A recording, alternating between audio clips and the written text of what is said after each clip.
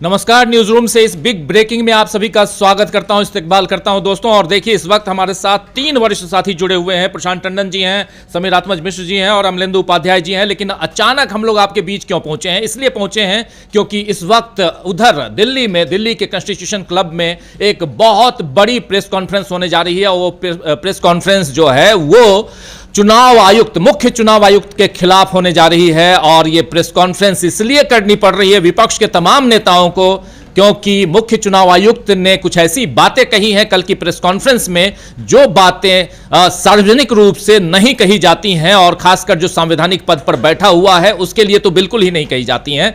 क्योंकि राहुल गांधी पर केंद्रित पूरी की पूरी प्रेस कॉन्फ्रेंस थी कल की, और ज्ञानेश कुमार जी ने जो प्रेस कॉन्फ्रेंस की है उसकी काफी भर्त्सना हो रही है, उसके खिलाफ काफी बातें कल से चल रही हैं। और अब तो इंडिया गठबंधन के तमाम नेता जो हैं वो अब इकट्ठा हो चुके हैं। थोड़ी देर में आपको हम ले चलेंगे कॉन्स्टिट्यूशन क्लब, जहां हो सकता है कि उनके खिलाफ इंपीचमेंट यानी महाभियोग लाने की तैयारी पर भी बात हो। और साफ साफ यहां पर चूंकि राहुल गांधी और तेजस्वी यादव बिहार में हैं, अपनी यात्रा लेकर आगे बढ़े हुए हैं, और दूसरी तरफ इधर तमाम दूसरे नेता, चाहे वो अखिलेश यादव हों, चाहे मल्लिकार्जुन खड़गे हों, या ममता बनर्जी की पार्टी से अभिषेक बनर्जी हों, या ऐसे तमाम दूसरे दलों के नेता, डीएमके से भी स्टालिन की जगह, स्टालिन चूंकि सीएम है वहां पे तमिलनाडु में, लेकिन उनके तमाम चाहे कनिमोजी हो, ये सब यहां पर हैं। और अब ये सब दिखाई देंगे आपको, या उद्धव ठाकरे हो, या सुप्रिया सुले हो, चाहे संजय राउत,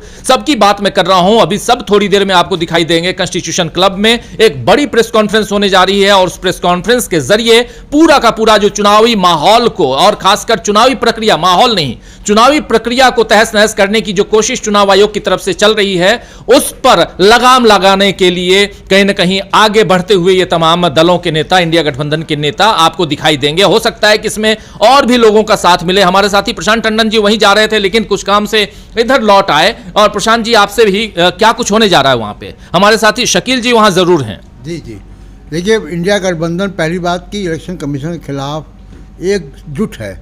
एक तरफ तो यात्रा चल रही है बिहार में, और स्टालिन का बयान आ गया है, तमाम नेताओं के बयान आ रहे हैं, उनके बयान आ रहे हैं जो पिटिशनर्स हैं, प्रशांत भूषण के बयान आ रहे हैं कि किस तरीके की जो है जिसको कहें कि बहुत ही अशिष्ट भाषा का इस्तेमाल, निम्न स्तरीय भाषा का इस्तेमाल कल किया गया।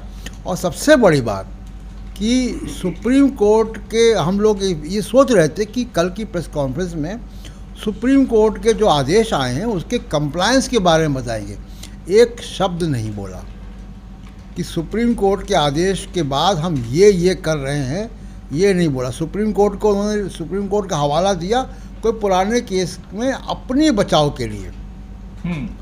तो ये बड़ा दुर्भाग्यपूर्ण। और सबसे बड़ी बात जो आपने कहा कि नेता प्रतिपक्ष को, जो कि खुद भी संवैधानिक पोजीशन है, उस तरीके की भाषा और धमकी कि माफ़ी मांगे, देश से माफ़ी मांगे। भाई, आप कौन हो देश से माफ़ी मांगना? आपका काम चुनाव करवाना है। आप कोई वायसराय नहीं है यहाँ के, और वायसराय है भी नहीं कोई। ये इनको गलतफहमी हो गई कि ये जो है इनके पास कोई अनबिल्ड पावर है, कोई इनके पास बिल्कुल जवाबदेही इनकी न संवैधानिक संस्थाओं के प्रति है, ना जनता के प्रति, ना भारत के संविधान के प्रति है। एक पॉलिटिकल पार्टी के रूप में, उसी हिसाब से, उसी अंदाज में एक नेता के रूप में वो बोलते हुए नजर आए कल।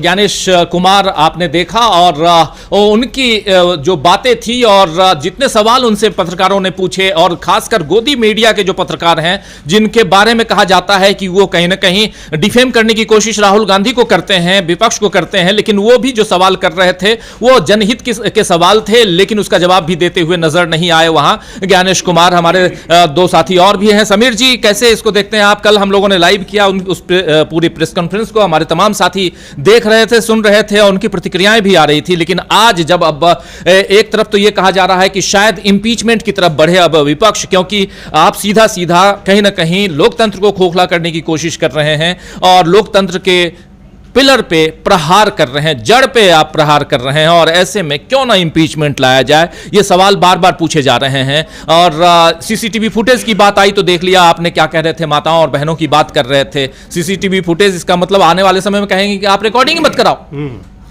बिल्कुल राजीव जी, केवल चुनाव आयोग की ही बात नहीं है, ये पूरा एक तरीके से देखा जाए तो पूरा तंत्र जो है वो मनमाने अपने स्तर पर उतर आया है।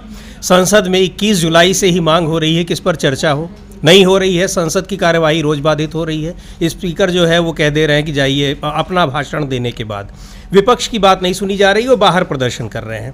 चुनाव आयोग शिकायत अभी तक नहीं सुन रहा था। जब सुप्रीम कोर्ट की ओर से जिस सीधे तौर पर हम कहें चुनाव आयोग जब इस तरह की भाषा इससे भी ज़्यादा अशिष्ट बोल सकता है, तो हम ये कह सकते हैं कि जब उस पर सुप्रीम कोर्ट का डंडा चला तब जाकर वो कहीं तैयार हो रहा है। लेकिन जो भी प्रशांत जी कह रहे हैं कि पूरी 2 घंटे की प्रेस कॉन्फ्रेंस में एक बार भी ये नहीं कहा उन्होंने कि ये मामला प्रीजुडिस भी है, सुप्रीम कोर्ट में इस पर कोई सुनवाई भी हो रही है, और अपना पूरी गाथा ये कहते चले गए, जबकि वो एक कंटेम्प्ट ऑफ कोर्ट है, उस समय आप नहीं कर सकते हैं। और यहाँ ये है कि आप किस तरह से पूरे के पूरे विपक्ष को झूठा और साबित कर रहे हैं, धमकी दे रहे हैं और कह रहे हैं कि आपको हफ्ते भर का समय है। ये बिल्कुल धमकाने वाली भाषा है।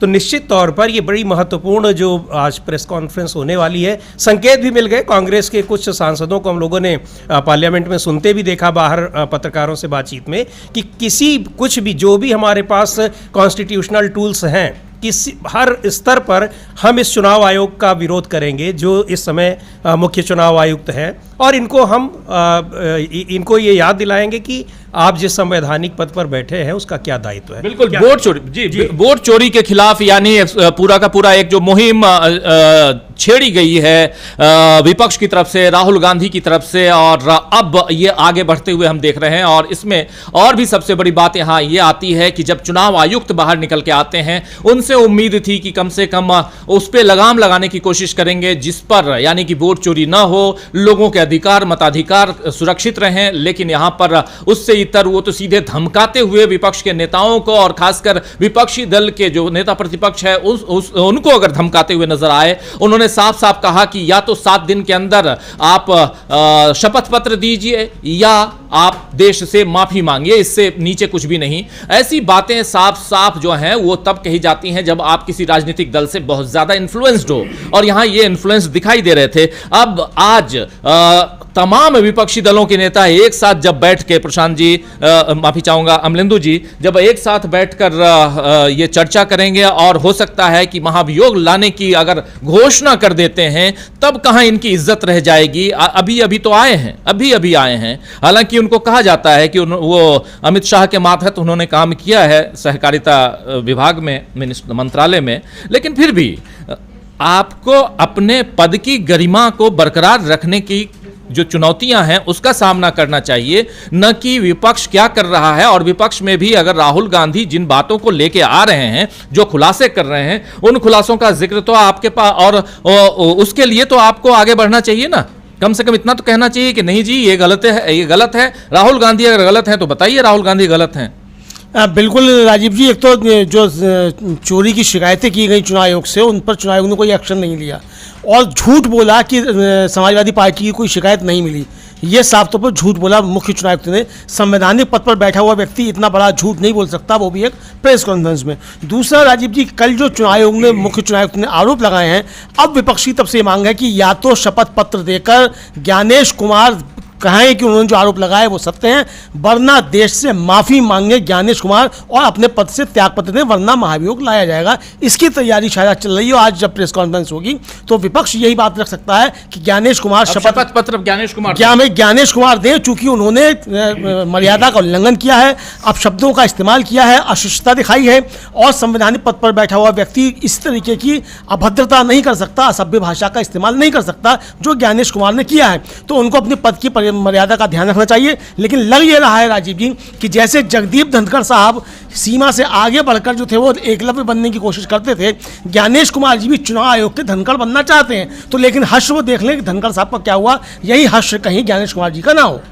दोस्तों जो बाद में जुड़े हैं आप सबका एक बार फिर स्वागत करता हूं, इस्तकबाल करता हूं। और चर्चा इस वक्त अचानक हम लोग आज 3 बजे आपके बीच क्यों मुखातिब हुए, इसलिए क्योंकि अभी थोड़ी देर में उधर दिल्ली के कॉन्स्टिट्यूशन क्लब में एक बड़ी सी प्रेस कॉन्फ्रेंस होने जा रही है, जिसमें तमाम विपक्षी दलों के नेता, इंडिया गठबंधन के नेता वहां पहुंच चुके हैं और वो इस प्रेस कॉन्फ्रेंस को संबोधित करेंगे। और इस प्रेस कॉन्फ्रेंस में सबसे बड़ी बात जो होने जा रही है वो चुनाव आयोग यानी चुनाव आयुक्त जो हैं, यानी यहां ज्ञानेश कुमार ने जो बातें कल कही हैं उसके खिलाफ यहां महाभियोग यानी इंपीचमेंट लाने तक की बात चल रही है। और क्योंकि उन्होंने सीधा सीधा झूठ बोला, सीधा सीधा अपमानित किया विपक्ष के नेताओं को, विपक्षी दलों को अपमानित किया है, और यह अपमान बर्दाश्त नहीं करेगा चुनाव आयोग, विपक्षी दल बर्दाश्त नहीं करेंगे। ये बात लगातार आज वो देखने को भी मिली प्रशांत जी वहां पे संसद में, जब वही कॉपियां जो शपथ पत्र जो दिए थे अखिलेश यादव, वो शपथ पत्र बांटते हुए और शपथ पत्र को लेकर मल्लिकार्जुन खड़गे सहित तमाम नेता जो हैं वो बाहर प्रदर्शन कर रहे थे। तो एक माहौल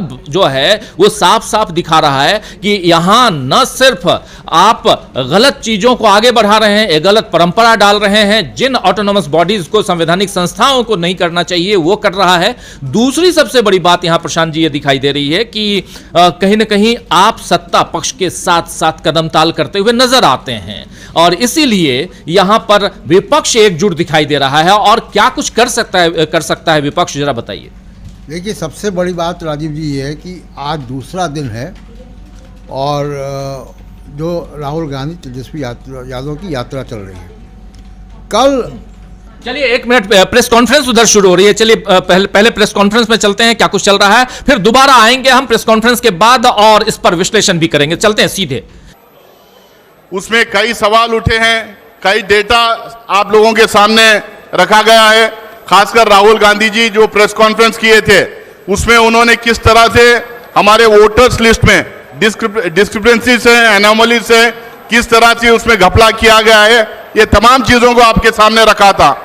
उसके बाद में हम तमाम अपोजिशन के पार्टीज ये एक्सपेक्ट कर रहे थे कि इलेक्शन कमीशन अपने तरफ से क्लैरिफिकेशन देगा, इलेक्शन कमीशन अपने तरफ से इसमें जवाब देगा और ट्रांसपेरेंसी जो हम लोगों के सामने रखना चाहिए उसके तहत सारी बात को एड्रेस करेगा। लेकिन जिस तरह की प्रेस कॉन्फ्रेंस कल हुई उससे एकदम साफ है कि जो आरोप हम लगा रहे थे, जो लगातार इस देश में कई सालों से, खासकर पिछले 10-11 साल में जो ऑटोनोमस बॉडीज हैं, जो कॉन्स्टिट्यूशनल बॉडीज हैं, उसको जिस तरह से सरकार हथियाली है, जिस तरह से उसको गुमराह करके रखी है, जिस तरह से ये कॉन्स्टिट्यूशनल बॉडीज कॉम्प्रोमाइज किए गए हैं, उसी तरह से हम लोग इलेक्शन कमीशन का भी जो है एक तरह से कॉम्प्रोमाइजिंग होते हुए दिखाई देता है। कल की खासकर जो प्रेस कॉन्फ्रेंस थी उसको लेके अपोजिशन पार्टीज उसको पॉइंट बाय पॉइंट रिबटल करना चाहते हैं, उसका जवाब देना चाहते हैं। जो मुद्दा हम लगातार लोकसभा और राज्यसभा में उठाते आए हैं उसको लेके कुछ सवाल हमारे जो मन में हैं और जो जवाब हम चाहते थे उसका भी जो जवाब हमको नहीं मिला, उन चीजों को लेके आज हमारे अपोजिशन पार्टीज के कुछ रिप्रेजेंटेटिव्स को यहाँ हम लोगों ने बुलाया है।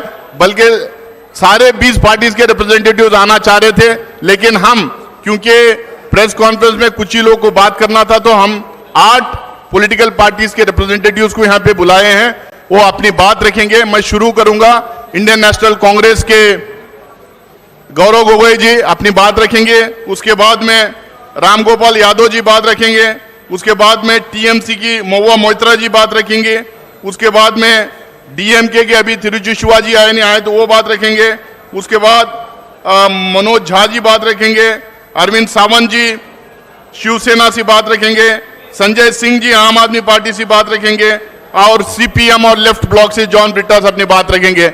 मैं तमाम लोगों को अपनी तरफ से और तमाम लोगों की तरफ से इस प्रेस कॉन्फ्रेंस में उनका भी स्वागत करते हुए मैं गौरव गोगोई जी को मैं रिक्वेस्ट करूंगा कि वो अपनी बात रखें।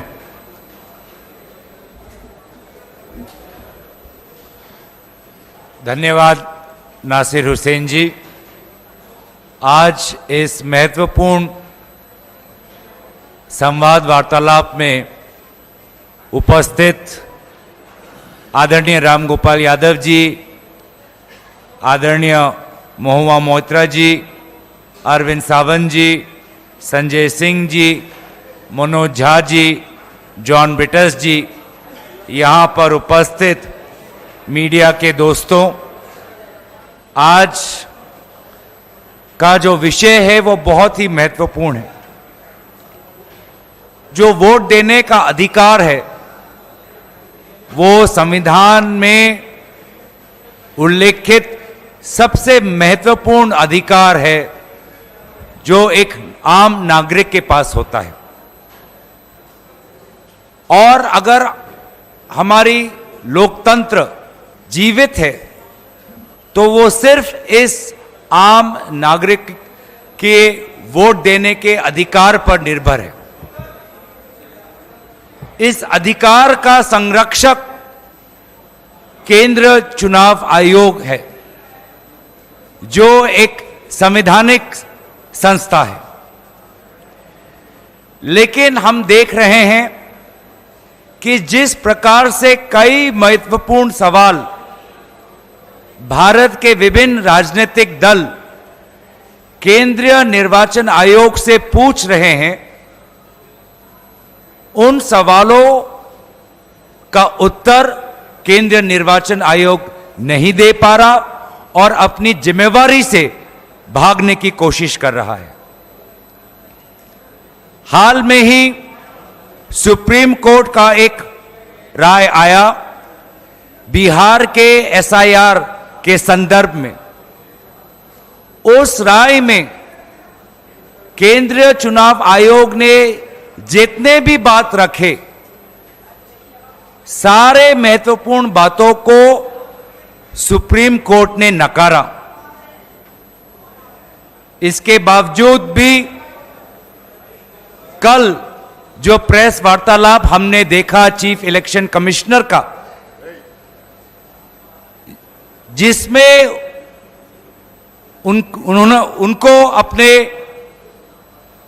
चुनाव आयोग की कमजोरियां बतानी थी और विपक्ष के जायज सवालों का उत्तर देना था, उत्तर देने के बावजूद या उत्तर देने के विपरीत उन्होंने कल अपने प्रेस वार्तालाप में राजनीतिक दलों पर सवाल उठाया और एक प्रकार से राजनीतिक दलों पर आक्रमण किया।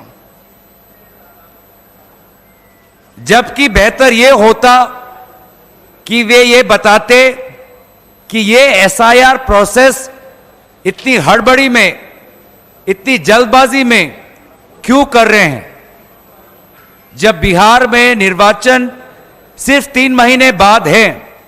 बिना विभिन्न विपक्षी दलों के साथ चर्चा किए हुए क्यों केंद्रीय चुनाव आयोग हड़बड़ी में एसआईआर वहां पर इंप्लीमेंट कर रही है, इस प्रश्न को लेकर वो मौन थे। वे मौन थे कि किस प्रकार से महाराष्ट्र में लोकसभा और विधानसभा चुनाव के बीच में लगभग 70 लाख नए वोटर किस प्रकार से वोटर तालिका में आए, वे इस प्रश्न पे मौन थे। वे इस प्रश्न पे मौन थे कि क्यों केंद्रीय चुनाव आयोग ने यह निर्णय लिया कि पोलिंग बूथ पर जो सीसीटीवी फुटेज कैप्चर होता है वो 45 डेज के बाद उसको डिलीट किया जाएगा। क्यों वे मौन थे इस बात पर, जो बात राहुल गांधी जी ने उठाई कि लगभग 1 लाख फर्जी वोटर उनको महादेवपुरा में मिले। वो ये नहीं बता पाए कि किस प्रकार से machine readable electoral vote privacy का उल्लंघन है। वे ये बात नहीं बता पाए क्यों वो सुप्रीम कोर्ट की जो मंशा थी कि 65 लाख वोटर्स किस प्रकार से डिलीट हुए, उसका कारण एक सर्चेबल फॉर्मेट में दें, ये इस बात का विरोध क्यों कर रहे थे। क्यों आखिर वे आधार एक वोटर आइडेंटिटी के प्रमाण के खिलाफ थे। पहले तो उन्होंने एक प्रेस नोट के द्वारा बहुत से सवालों का उत्तर देने की कोशिश की। जब उस प्रेस नोट को पूरी तरीके से देश ने नकारा तो कल उन्होंने प्रेस वार्तालाप की। लेकिन प्रेस वार्तालाप में जो उनकी संवैधानिक कर्तव्य है कि एक निष्पक्ष चुनाव हो, फ्री एंड फेयर इलेक्शन हो, उन्होंने पूरी तरीके से अपने इस जिम्मेवारी को नकारा। और इसीलिए साफ साफ जाहिर होता है कि अब चुनाव आयोग ऐसे कुछ अफसरों के कमान में हैं जो निष्पक्ष नहीं, साफ साफ एक पक्ष लेते हैं। और इसीलिए ऐसे अफसर कोई भी इंक्वायरी या जांच के खिलाफ है। वोटर फ्रॉड में अगर कोई इंक्वायरी हो उसके खिलाफ है, और इसीलिए उनको लगता है कि बड़ी बड़ी बातों करके वो राजनीतिक दलों को डराएंगे। हम बस उन्हें इतना ही कहना चाहते हैं कि अफसर आएंगे, अफसर जाएंगे, लेकिन जैसे हमारे आदरणीय खड़गे जी ने कहा आज सुबह, सदन हमेशा रहेगा।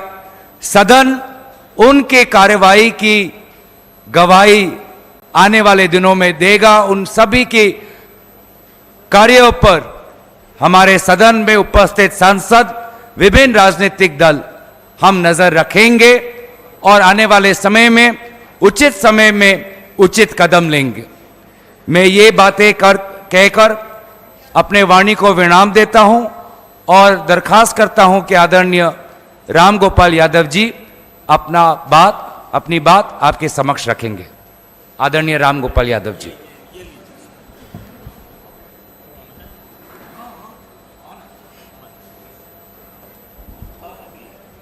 लीजिए।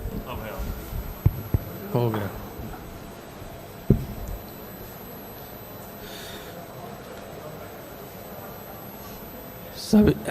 सभी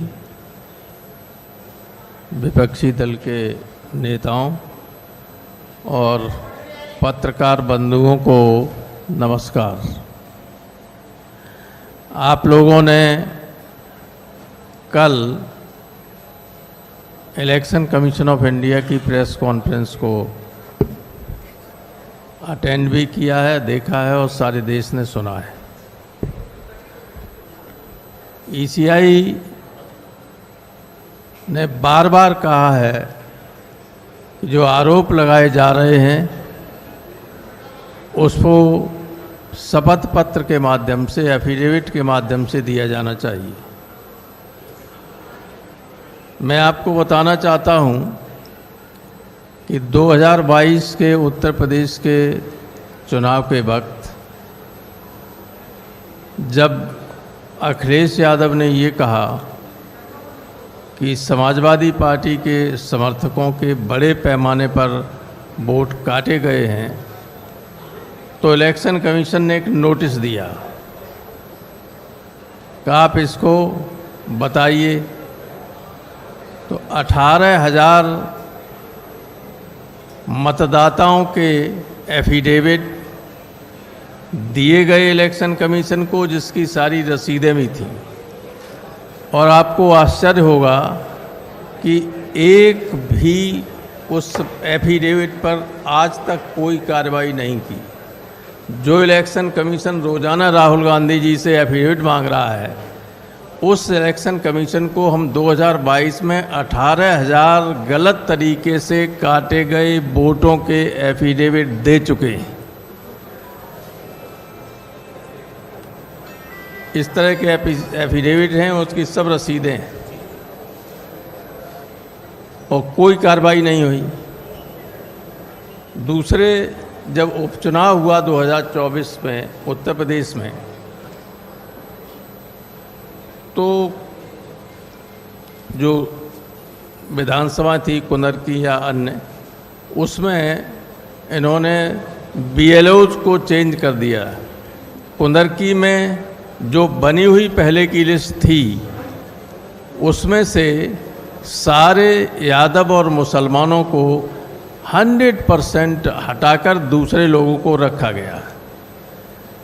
दोनों सूचियां इलेक्शन कमीशन को दी गई शिकायत के तौर पर कि देखिए ये इलेक्शन कमीशन, ये थे बीएलओज, और इलेक्शन कमीशन ने जाति के आधार पर सारे मुस्लिम और यादवों को हटाकर दूसरे लोगों को किया है। उस पर कोई जांच और कोई कार्रवाई नहीं की गई। इसी तरीके से जब मैनपुरी में उपचुनाव हो रहा था, तब हमने लिख के दिया कि सिर्फ एक बिरादरी के ही सारे एसडीएम्स, सारे सीओज और सारे एसएचओज मैनपुरी में पोस्ट किए गए थे, एक ही बिरादरी की, मुख्यमंत्री की बिरादरी की। आप जानते हैं कि जब चुनाव होता है तो चुनाव वाले दिन एसडीएम और सीओ गाड़ी लेके चलते हैं, पुलिस और पीएसी उसके साथ होती है। जिस बूथ पे चाहें उस बूथ पे लोगों को दौड़ा के हटा दें और वोट न पड़ने दें, ये काम उनका होता है। बजाय इसके कि ये देखें कि वोट सही तरीके से पड़ रहे हैं, कोई अव्यवस्था तो नहीं हो रही है, और वो भी उनका अधिकार नहीं होता है। वोट को चेक करने का अधिकार केवल प्रिसाइडिंग ऑफिसर, पोलिंग ऑफिसर्स को होता है, लेकिन ये सब आपाधापी करने के लिए इस तरह की व्यवस्थाएं की गई जिसकी लिखित शिकायत हुई और किसी के खिलाफ कोई कार्रवाई नहीं की गई। तो इलेक्शन कमीशन का ये कहना कि बिना तथ्यों के शिकायत की जाती है, कोई एफिडेविट नहीं दिए जा रहे हैं, वो गलत है पूरी तरीके से। इससे सब लोगों को अपनी अपनी बात, दिल्ली में बहुत बड़ा घपला हुआ, संजय सिंह जी बताएंगे आपको, और हमारे यहाँ तो अभी से फिर वोट काटने की प्रक्रिया शुरू हो गई उत्तर प्रदेश में। अभी से पूरे उत्तर प्रदेश में ट्रांसफ़र की लिस्ट आप देखिएगा। अगर ठीक जगह पर कुछ हमारे जो ये समझते हैं कि ये समाजवादी पार्टी के समर्थक लोग हो सकते हैं अधिकारी, उन सब को साइड लाइन करके दूसरे तरह के अधिकारियों को पोस्ट किया जा रहा है। और यही चुनाव के वक्त रहेंगे आगे चल के 27 में। तो ये सारी गड़बड़ियाँ कैलकुलेटेड वे में होती हैं और इलेक्शन कमीशन पूरी तरह से नज़रअंदाज करता है हमारी शिकायतों को। ये हमारी शिकायत इलेक्शन कमीशन से है, जबकि भारतीय संविधान के आर्टिकल 326 में ये लिखा है कि जिस व्यक्ति ने 18 वर्ष या उससे ज़्यादा की उम्र प्राप्त कर ली है उसका वोट रजिस्टर होगा। अगर उसका वोट रजिस्टर नहीं है तो उल्टी तरफ से पढ़ें तो इसका क्या अर्थ होगा? एनआरसी लागू हो गई। कोई भी दरोगा ये कह दे कि भाई संजय सिंह का वोट नहीं है, इनका वोट नहीं है, तो वोट नहीं है माने ये नागरिक नहीं है देश के। ये बहुत ही गंभीर स्थिति है। इस गवर्नमेंट का मंशा और इलेक्शन कमीशन का मंशा आर्टिकल 326 के इंटरप्रिटेशन पर देखिए कि बहुत ही गलत है। ये देश के लिए हानिकारक है। गंभीर चिंता की बात है सारे देश के नागरिकों के लिए। जिनका वोट नहीं होगा उनसे सरकारी अधिकारी कोई भी ये कह सकता है कि तुम तो इस देश के नागरिक नहीं हो। तो ये स्थिति है और इसको आप लोगों के माध्यम से मैं चाहता हूँ कि देश की जनता को जागृत कीजिए। आप भी केवल सत्ताधारी दल की बात मत सुनिए, विपक्ष की भी बात सुनिए, यही देश को बनाने का काम करेंगे। बहुत धन्यवाद। बहुत बहुत शुक्रिया राम गोपाल यादव जी। जब से राहुल गांधी जी ने खुलासा किया है, अलग अलग देश के हिस्सों से अलग अलग कहानियाँ सामने आ रहे हैं, अलग अलग तरह से इलेक्टोरल फ्रॉड किया गया है। मैं अब मधु को करूंगा महुआ मोइत्रा जी से, जो टीएमसी से हैं और वेस्ट बंगाल से सांसद हैं। Good afternoon, everyone. Thank you very much, all the members of the press, for being here. I'm here as a representative of the All India Trinamool Congress, and I'd first like to begin by saying that on 27th February 2025, the Honorable Chief Minister of West Bengal and Chairperson of our party, Srimati Mamata Banerjee, was the first person to raise the issue of the duplicate EPIC voter cards. And we first met with the Election Commission on the 6th of March. We wrote them a letter. Since then, we have written them 5 letters, submitted a memorandum. The deadline for solving the issue of the duplicate EPIC cards, by their own admission, was the 7th of June. The deadline has since passed. Second, what I come to now, the reason why we are all here is this absolutely shameful and I would say display of puppetry by the Chief Election Commissioner yesterday at the press conference. The job of this Election Commission, which is the constitutional body with a constitutional mandate, is not to attack the opposition. Mr. Commissioner, sir, I would urge that you leave that to your political masters. I'm going to go very quickly, one by one, through some of the points that he raised and rebut them, so we can all see how ludicrous some of these claims were. Number one, the special summary revision, the SSR, concluded in Bihar in January 2025, and continuous revision was done till June. That was the list that had been signed off by the Election Commission. Yesterday, you tell us that out of 65 lakh deletions, 22 lakh were dead people who were not recorded. So what are you trying to tell us? That all the previous lists and the list on which the Lok Sabha elections 2024 were done were fraudulent, were incorrect?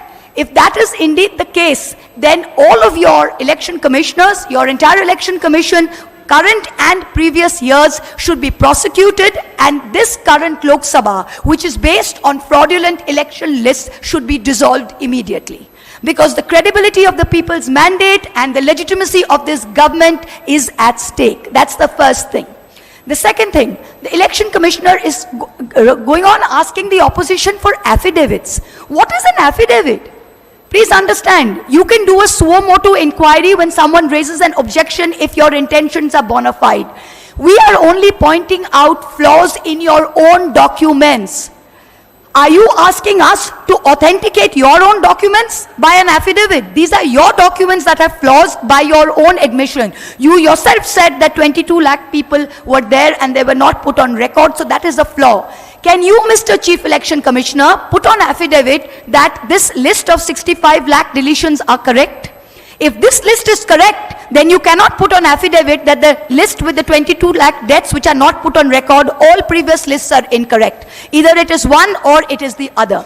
You are asking us to authenticate your documents while you are publicly saying that they are wrong from previous years.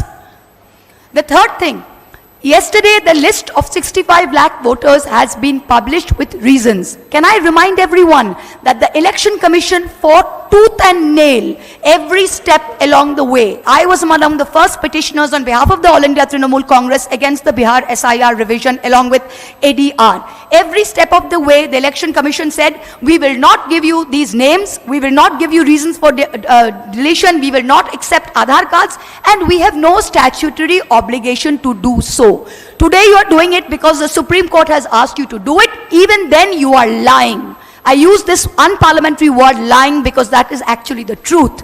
You come out and you say that there is a Supreme Court judgment which says it cannot be machine readable.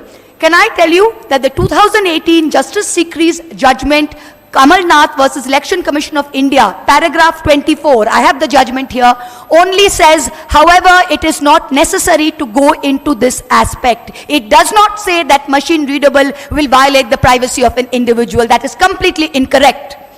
The next point, you say that there are 65 lakh people which have deleted. You have shrunk the Bihar list from 7.9 lakh voters to 7.24.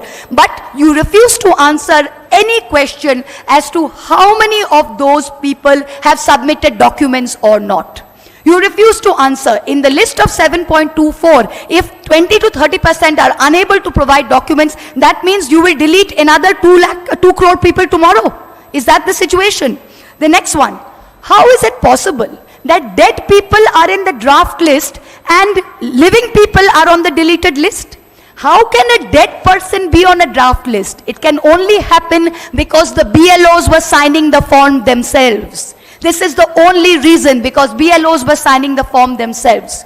Yesterday, the CEC said out of 65 lakh voters, only 28,370 have filed claims and objections.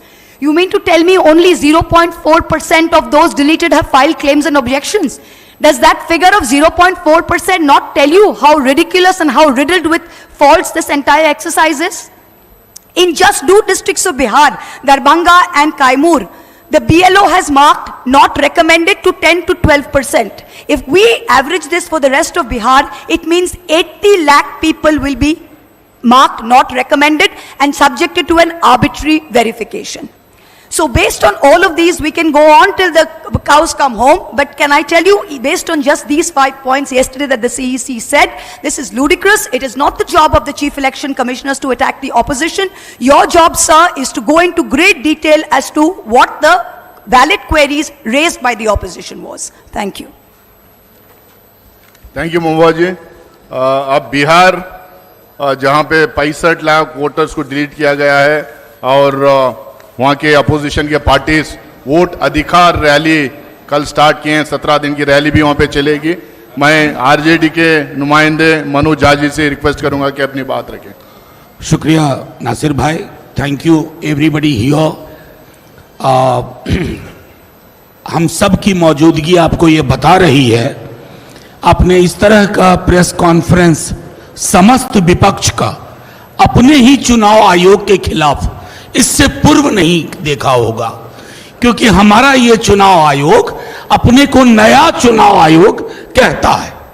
ये पहली बात मैं कहना चाहता हूं। दूसरी बात, कल जब चुनाव आयुक्त महोदय ने प्रेस कॉन्फ्रेंस की, आप सबको यह एहसास हुआ होगा कि वो हमारे सवालों को क्लैरिफाई नहीं कर रहे थे, स्पष्टीकरण नहीं दे रहे थे, बल्कि वो उस मौके का इस्तेमाल कर रहे थे किसी के इशारे और इरादे को साफ तौर पर पब्लिक डोमेन में रखने का। तीसरी चीज, रविवार का दिन चुना गया क्योंकि कल ही 11 बजे दिन से सासाराम से राहुल जी, तेजस्वी जी और समस्त विपक्ष ने वोट बचाओ यात्रा शुरू की। तो उन्हें लगा कि इस विजुअल को, इस संदेश को कैसे ब्लॉक किया जाए, तो महोदय सामने आए। मैं एक एक पत्रकारों के सवाल को मैंने सुना है, एक भी पत्रकार के सवाल का जवाब नहीं मिला, बल्कि उनके चेहरे की खींच बता रही थी कि उनके पास जवाब नहीं है। मैं कम से कम आप लोग बधाई के पात्र हैं कि आप लोगों को मिसलीडिंग का तमगा नहीं मिला, नहीं तो अब तक चुनाव आयोग हर आपत्ति, हर शिकायत के बदले यह कहता था मिसलीडिंग। हमने कुछ लोग माननीय सर्वोच्च न्यायालय में उपस्थित किए, जो जिंदा लोग हैं, जिनके साथ राहुल जी ने चाय भी पी। अब उसके लिए अगर कोई सरकाज़म में लिखे तो लिख सकता है, a great T with ghost, भूतों के साथ चाय एक शाम। और कोई फर्क नहीं पड़ता है चुनाव आयोग को, क्योंकि चुनाव आयोग नकार रहा था, जैसा महुआ ने कहा, हमारे पूर्व के तमाम साथियों ने कहा, जो चीजें आपको सर्वोच्च न्यायालय के बाद करनी पड़ रही हैं, अभी भी कितनी पारदर्शिता है हमें डाउट है। हम तो आपके पास सबसे पहले गए थे, चुनाव आयोग के पास गए थे, हमने दरखास्त की थी। आज कहना नहीं चाहता आपका व्यवहार क्या था। आप में से अधिकांश लोगों के साथ बाइट में हमने बाहर कहा कि मीटिंग सौहार्दपूर्ण नहीं थी, आप सुनना नहीं चाह रहे थे। आपको किसी ने कह दिया था यह फैसला लो, चाहे इससे कितनों भी फासला हो लोकतंत्र का। वो तो भला हो कि पिटिशनर पहुंचे सर्वोच्च न्यायालय आपके नकारने के बाद, और तीसरे हियरिंग में माननीय सर्वोच्च न्यायालय ने एक दिशा दी। 2 बार पहले भी आपसे कहा आधार को इंक्लूजन के लिए, चूंकि उसका सैचुरेशन 86-87% है बिहार में, आप इस्तेमाल करो, आपने नहीं किया। अब संभवतः आप करेंगे। मैं संभवतः इसलिए कह रहा हूं क्योंकि हम ग्राउंड रिपोर्ट का इंतजार कर रहे हैं, एक एक ग्राउंड रिपोर्ट का। ये हठधर्मिता, ये अहंकार हमने चुनाव आयोग के पर्सोना में नहीं देखा था। हमारी आपत्तियां, चाहे राहुल जी हों, तेजस्वी जी हों, अखिलेश जी हों, या मंच पे बैठे कोई लोग हों, दिल्ली का मामला हो, महाराष्ट्र का हो, हरियाणा का हो, हमारी शिकायत इसी किताब की ताकत से आती है। ये भारत का संविधान है। कल माननीय मुख्य चुनाव आयुक्त कह रहे थे कि हमसे सवाल पूछ रहे हैं, संविधान पे सवाल उठा रहे हैं। महोदय, आप संविधान के पर्यायवाची नहीं है, आप जन्मे हैं संविधान से। ये तो आप मोदी जी की तरह बोल रहे हैं कि उनकी आलोचना राष्ट्र की आलोचना है। मोदी जी राष्ट्र के पर्याय नहीं है। सरकार हो, संसद हो, न्यायालय हो, पॉलिटिकल पार्टीज हो, हम इस किताब की ताकत से पैदा हुए हैं। और इस किताब की आड़ लेकर के आप इसकी धज्जियां मत उड़ाइए। मैं तमाम अपने साथियों के माध्यम से एक ही बात कहूंगा, this book is for protection, safeguard, it can not be a shield for your defence of constitutional property and morality. That is what you are doing. आपने कल एक आखिरी चीज कहूंगा, एक स्तर पर उनके अंदर राजीव जी आ गए थे, पुराने वाले, शायराना अंदाज में बोला, क्या होता है पक्ष विपक्ष नहीं, सब समकक्ष हैं। यह कहना आसान है, दिखना बड़ा मुश्किल है। कल हम अपने मुख्य चुनाव आयुक्त को ढूंढ रहे थे, वो तो मिले नहीं, बीजेपी का एक नया प्रवक्ता और मिल गया। शुक्रिया, बहुत बहुत शुक्रिया Manoj Jha ji. Now I'd like to request Tiruchi Shivaji, leader of DMK party in Rajya Sabha. Good evening to all. We have all assembled here to discuss or to convey to you a very important thing. The framers of the Constitution has entrusted or has given the Election Commission an autonomous power only to avoid any external influence or intimidation. Because it is the duty of the Election Commission to ensure fair and free elections. The core thread of democracy is that the common man has to exercise his franchise to elect the government of his intention, of his wish. Whereas now the Election Commission itself is under the scanner. We have to just think about the interview of the CEC, instead of giving clarification, has raised many questions. First of all, the CEC has not given any clarification or any comment about the recent August 14th Supreme Court direction that it should publish all the 65 lakhs voters and their details and why they were deleted. No reason for that has so far been given. And our next apprehension or concern is that why the CEC must be in a hasty manner carry out the SIR in Bihar elections. 65 lakh voters is not something very easy to consider. And it is estimated even much more, around 1 crore they say, but they say it is 65 lakh. We want to discuss it on the floor of the parliament because the parliament is the highest forum where we can debate anything.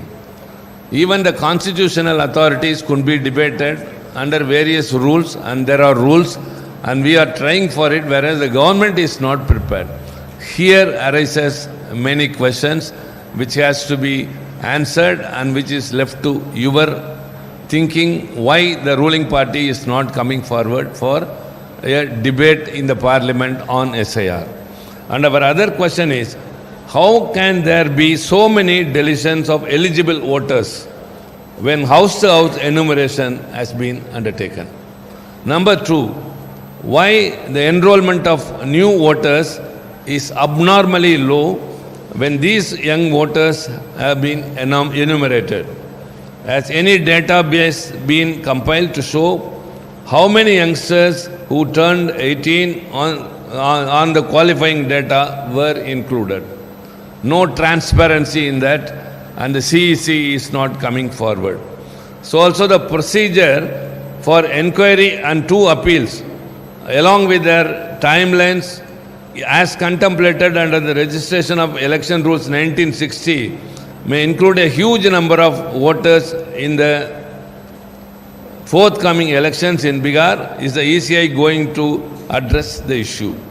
And will the ECE take these practical difficulties into account while conducting SIR in other states?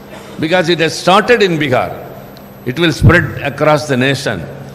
And we are very much concerned that the opposition voters will be deliberately removed by showing reasons, and whereas the CEC is not even able, has not even come forward to clarify or give an explanation to the Supreme Court's direction, why it has not been obliged. So the CEC's interview, the Parliament is not working for all these days, not because we want to stalemate the proceedings, we want to be a party for the smooth functioning, whereas our genuine demand to have a debate in the debating forum is not allowed. And now that the yesterday's interview of the CEC, we expected that it would clarify all our doubts, but nothing has come out. So it has raised many questions again and again, and DMK has already given a memorandum to the Election Commission requesting that they have to remove the deceased voters. Have they done so, or will they do so? All these questions are there. And as far as we, the opposition parties, are concerned, we will resort to all legal remedy as well as the parliamentary apparatus to solve this issue. So this appeal to you all, through you we tell the people that the issue we have taken up is not about individual political parties, it is about the common man in this country whose last right is to exercise his power during the elections. Whether he is rich or poor, educated or uneducated, he has a vote in his hand and he can elect a government.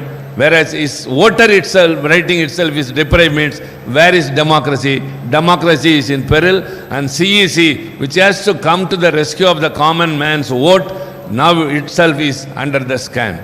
So we will resort to these means, and we have got our own responsibility. Kindly people should understand that the non-functioning of the parliament is not because of the opposition parties, it is only because of the ruling party which has not come, which is not coming forward for a debate. Thank you very much. Thank you Tiruchi Singh जी।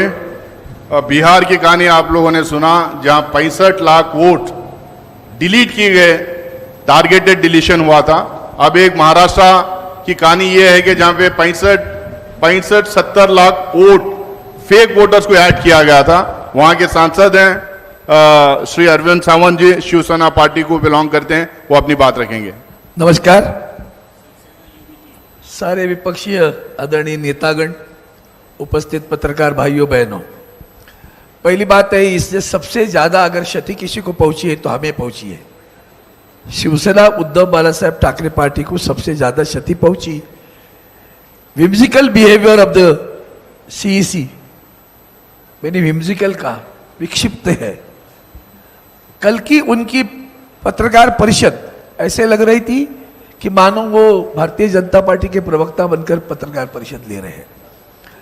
कल उन्होंने जो बयान दिए, हमने 70 लाख की बात अभी सभी लोगों ने की, हमने उस पर बार बार मांग की। लोकसभा के चुनाव में हमारी महाविकास आघाड़ी बहुत यशस्वी रही, सबसे ज्यादा सांसद चुनकर आए, और विधानसभा 5 महीने के बाद में 5 बजे के बाद 46 लाख से ज्यादा लोग वोट करते हैं, तो उसके बारे में हमने सीसीटीवी की मांग की। तो कल भी हमारे मुख्य चुनाव आयुक्त जी ने कहा कि हम ये नहीं दे पा रहे हैं क्योंकि महिलाओं की गोपनीयता और सुरक्षितता की बात आती है। अरे भैया, ये क्यों, वही कौन सा तरीका है? चुनाव वोटिंग के लिए महिलाएं हो, पुरुष हो, सब लाइन में खड़े हैं ना कतार में, उसमें कौन सी गोपनीयता आती है? ये जो उन्होंने जवाब दिया, उस पर आप समझना चाहिए कि चुनाव आयोग किस तरह से बर्ताव कर रहा है और किस तरह से भारतीय जनता पार्टी को डिफेंड कर रहा है। अब रही बात क्षति की बात कहता हूं, तो इसके बाद में ये 70 लाख वोट जो दादा मिले, आज तक उन्होंने उसका जवाब दिया नहीं है। हम बार बार उनसे मांग करते हैं मीटिंग की, मेरे पास अभी प्रूफ है। हाल ही में हमने उनसे मांग की तो हमें बताया 5 तारीख, 7 तारीख, 12 तारीख, 14 तारीख, 26 तारीख, अगस्त की इतनी तारीख है, उसमें से आपको कौन सी सुविधा है बताओ। हमारे पार्टी के सचिव है अनिल देसाई जी ने, उन्होंने कहा 12 अगस्त को हमें चाहिए, तो कहा नहीं, 12 तारीख का शेड्यूल फाइनल हुआ है। 12 तारीख को किसको मिले? जिनको इन्होंने हमारा चुनाव चिन्ह और हमारा नाम भी पार्टी का दे दिया। उस वक्त भी कल उन्होंने एक बयान दिया, हम पक्ष विपक्ष नहीं देखते। नहीं देखते हो, फिर सिर्फ विधायक गए करके पार्टी का नाम कैसे दे दिया? फिर आपने हमसे, उन्होंने जब हमने कहा कि हमारे मेंबरान इतने हैं, 40 लाख फॉर्म भर दिए, फिर हमने ऑफिशियल जो हमारे पदाधिकारी गण उनके फॉर्म भर दिए, उन्होंने कहा फॉर्म नहीं चाहिए, एफिडेविट चाहिए। हमने एफिडेविट दे दिए, सामने वाले एफिडेविट भी नहीं दे पाए थे, उसका जिक्र ही नहीं किया, हमारा नाम और चुनाव चिन्ह दिया। अब पक्ष विपक्ष नहीं देखते हो, फिर क्या देखते हो? वही तो देखकर तो किया है, किसके इशारे पर किया है, और आज भी किसके इशारे पर उन्होंने कल पत्रकार परिषद ली, जबकि सुप्रीम कोर्ट में 2 दिन के बाद सुनवाई है, ये पत्रकार परिषद ले रहे हैं। इससे आप समझ सकते हो कि देश के संविधान को ठेस है। देश के अभी हमारे मनोज झा जी हमारे किताब बताई, हमारे संविधान बताया, जिस संविधान ने हमें वोट का हक दिया है वही छीनने की बात है। हमारे यहाँ तो ऐसे ही मतलब शिरडी के एक मतदाताओं की वीडियो क्लिपिंग दे दी, और वीडियो क्लिपिंग में एक लड़की वोटिंग करके आई थी, उससे पूछा आपका नाम क्या है, उन्होंने अपना नाम बताया, और आप कहाँ से हो, तो अन्य राज्य में थे। यहाँ कैसे हूं, मैं कॉलेज में पढ़ती हूँ। कौन से कॉलेज में पढ़ती हूँ, नाम नहीं बताने आया, गई निकल के। ये वीडियो क्लिपिंग ही दे दी इलेक्शन कमीशन को, देखो कैसे चुनाव में कैसे गलत वोटिंग हो रही है, कैसे झूठे नाम है, कैसे बोगस नाम है। ये चुनाव आयोग जब चुनाव घोषित होता है उसके पूर्व 10 दिन तक लोगों को रजिस्ट्री कराने लगाती है। अब कहते हैं कि अगर आपको ऑब्जेक्शन लेने तो फॉर्म नंबर 7 भर दो। कब भरेंगे? चुनाव शुरू हुआ, प्रोसेस शुरू हुई, काम शुरू हुआ, वहां तो किसकी किसकी रजिस्ट्री हुई किसी को पता नहीं है। ये इसी तरह से बोगस वोटिंग रजिस्ट्री करवा लेते हैं, और बिहार और बंगाल में उनका जो दिमाग में जो है ना, वो उसी की कार्रवाई है। मृत घोषित मृत व्यक्ति बताकर जिंदे व्यक्ति का नाम निकाल दिया आपने। एक महीने अंजुम करके कोई पत्रकार है, उन्होंने बताया था, एक महिला से उन्होंने इंटरव्यू लिया, फिर महिला बता रही है मैंने बताया मुझे फॉर्म दे दिया। आप बार बार पोर्टल की बात करते हो, गंवार लोग है भैया, मोबाइल नहीं है हाथ में, तुम्हारा नेटवर्क नहीं मिलता, कहां से पोर्टल पे जाके ढूंढे कि मेरा नाम आया कि नहीं आया। उस महिला अनपढ़ महिला से पूछते तुम्हारी माँ का बर्थ सर्टिफिकेट दे दो ना। अभी माँ का बर्थ, मेरी माँ का भी बर्थ सर्टिफिकेट मुझे नहीं मिलेगा। यह तरीका है चुनाव आयोग का। पक्ष विपक्ष नहीं देखते हो, आप पक्ष को ही देख के काम करते हो। और इसलिए हम सभी लोग इकट्ठे आकर एसआईआर पर जो मांग कर रहे थे, उस मांग को लेकर सरकार आगे कदम नहीं उठा रही है। हम सब, सिर्फ पार्टियां नहीं, देश की जनता देख ले कि किस तरह से ये झूठा कारोबार करके सत्ता पे आते, उसके ऊपर सब लोग इकट्ठा होना चाहिए। धन्यवाद। बहुत बहुत शुक्रिया Arvind Sawant ji. Now I would like to request John Brittas, member Rajya Sabha, who is representing CPIM and the left bloc. My dear friends, an imperfect voters list compromises the fairness and integrity of democratic discourse. We, the opposition parties, the entire spectrum, from left to TMC, from AAP to Congress, firmly believe that the CEC has forfeited his right to be in that constitutional position. And he has virtually declared war on the opposition parties by his press conference. I will remind him about the press conference done by one of his predecessors, Mr. T.N. Seshan, wherein he had said that I am not part of the Indian government, I am part of the structure of the Indian nation. That was the profound statement done by none other than T.N. Seshan. From the beginning, the government had an ulterior motive to make Election Commission the B team of the government.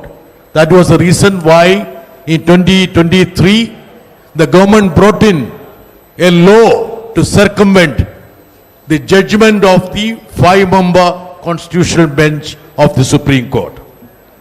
But I would say that yesterday's press conference of Mr. Ganesh Kumar, he was not speaking everything false or falsehood. One of the golden statement of Ganesh Kumar yesterday was that the country is full of homeless people and orphans. That's why you have zeros in the place of addresses and A, B, C, D, E, F, G in the name of the parents. So he has actually belittled the Prime Minister who claims that there are no homeless people in this country. But according to the Election Commission, there are crores of people who are sleeping on the streets.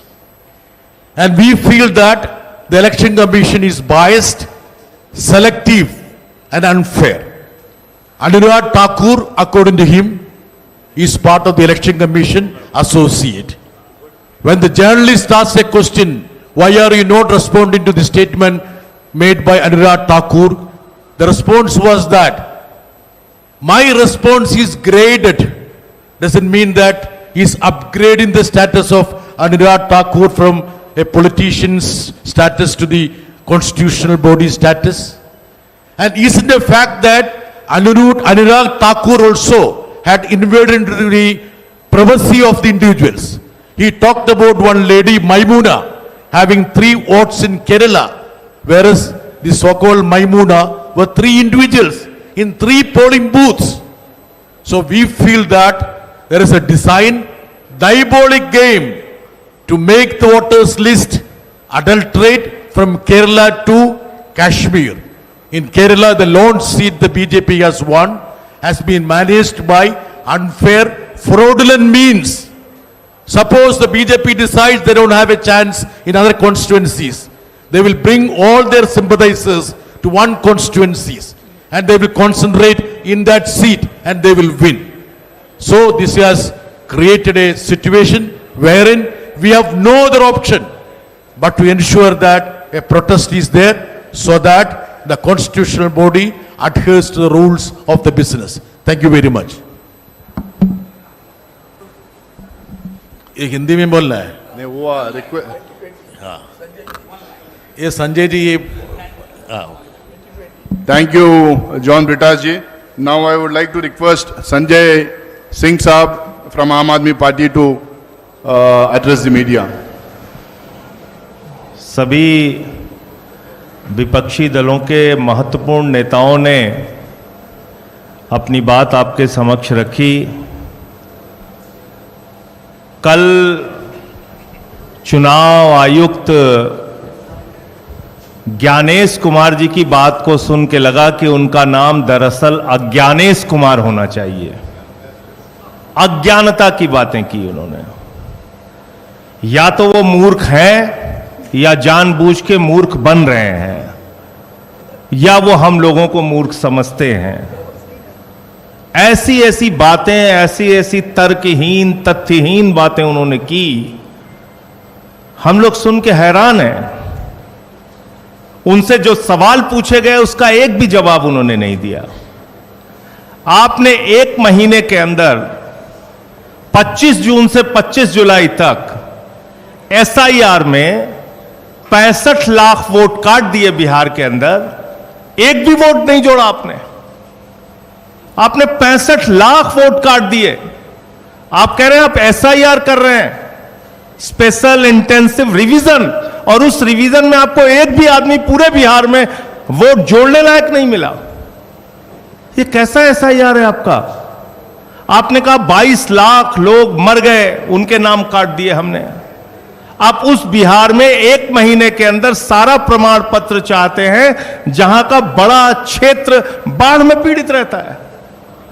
आप उनसे कह रहे हैं अपना निवास प्रमाण पत्र लेके आओ, अपने माताजी का निवास प्रमाण पत्र लेके आओ, अपने पिताजी का निवास प्रमाण पत्र लेके आओ, पूरे घर का आप प्रमाण पत्र लेके आओ।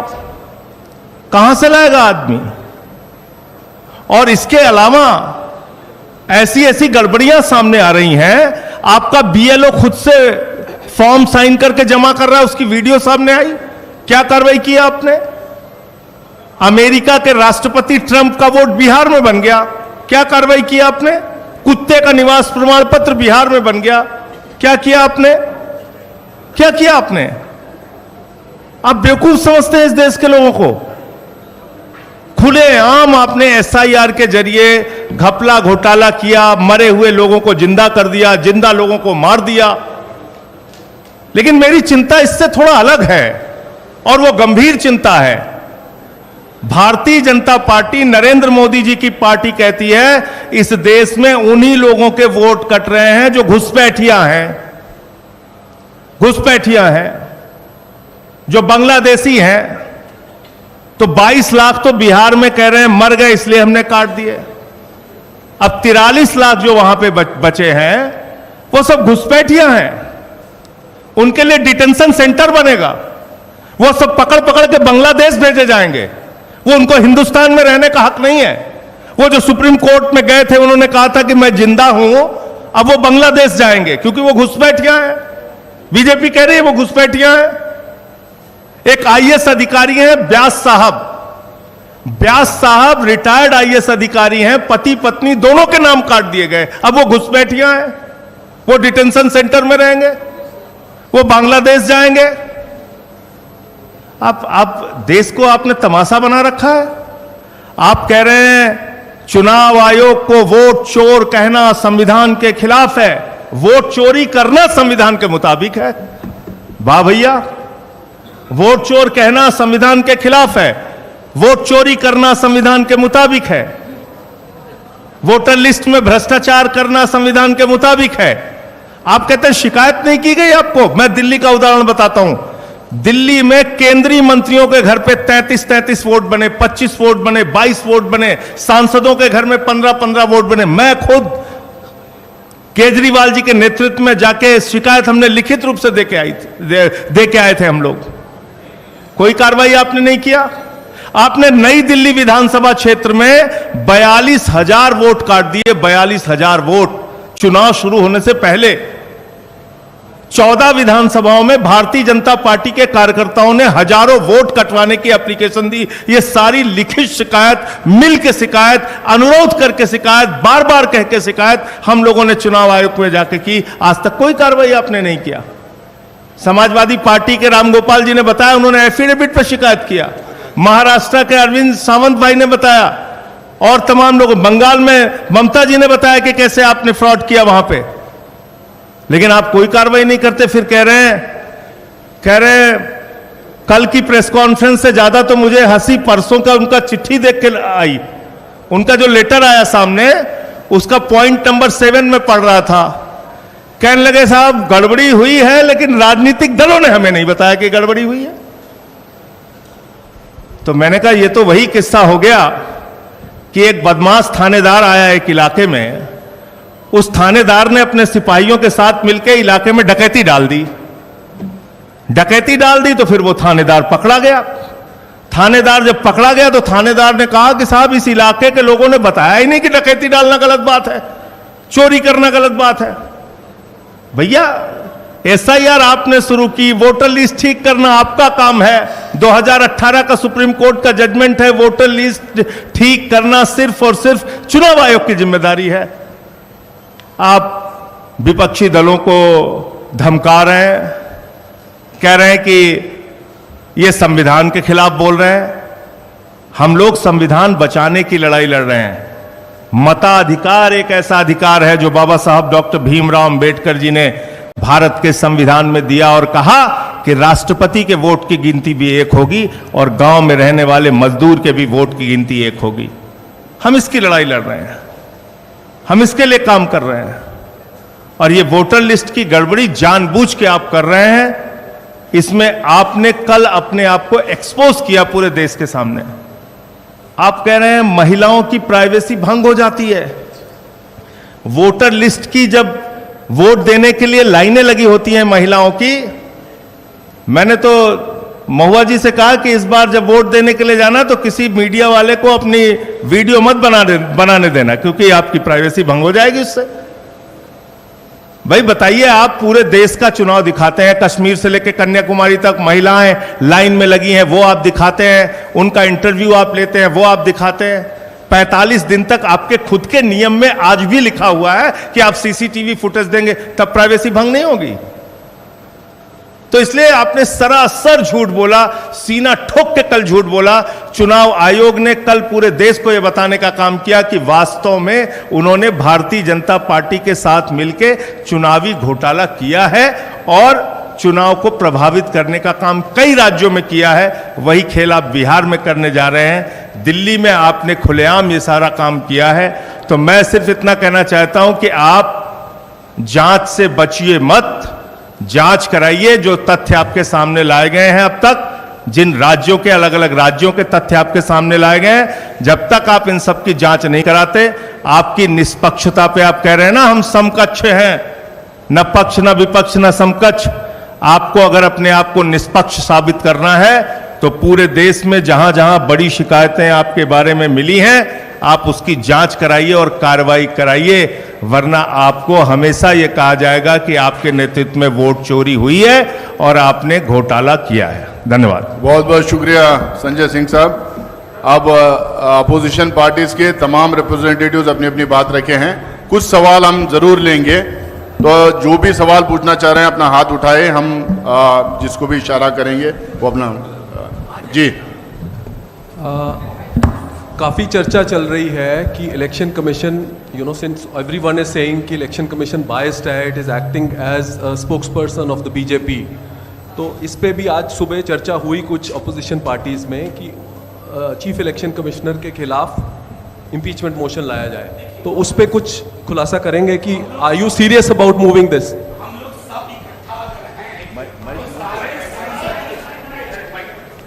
हम लोग अगर सब इकट्ठा आपके समक्ष आए हैं तो ग्रेडेड रिस्पांस देखिए, तमाम संसदीय और कानूनी विकल्प खुले हुए हैं, उनका इस्तेमाल होगा। देखिए, इस पर चर्चा हुई है, काफ़ी सहमति बनी और उचित समय पर उचित निर्णय लिया जाएगा। जी मैडम। सर आप माइक अच्छा सर, ठीक है, पूछिए। सर मेरा सवाल है, क्योंकि त्रिची शिवा सर यहाँ बैठे हुए हैं, क्या ऐसा कोई आप लोगों की तरफ से वाइस प्रेसिडेंट कैंडिडेट ऐसा हुआ है कि सर को अनाउंस किया जाएगा, या कोई नाम अभी ऐसा आ पाया? ये आज का विषय नहीं है। हम जो आज का विषय है उस पर अगर आपका कोई सवाल है। Smita Sharma here. Though quick question on the question of impeachment. Is it actually even a possibility, or is there a constitutional immunity from prosecution for the office? And B, इस वक्त होना क्या चाहिए? क्या SIR को बिहार में रोककर बाकी दो जगहों में डिफरेंट टाइम फ्रेम में करना चाहिए, या SIR प्रोसेस को ही हटा देनी चाहिए? Can I add my question to this? क्या इलेक्शन कमीशन की स्वतंत्र निष्पक्ष चुनाव कराने पर आपका विश्वास अभी भी कायम है?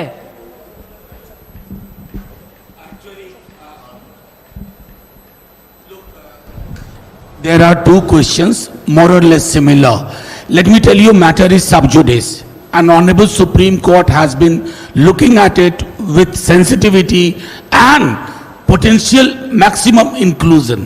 So, I mean, we'll wait for how it is shaped finally and then how it moves. As of now, we are submitting further prayers, but before the court, and if we are holding press conference, there is definitely erosion of faith in a commission whose tenets, whose idea was founded by Sukumar Sen, the first chief election commissioner.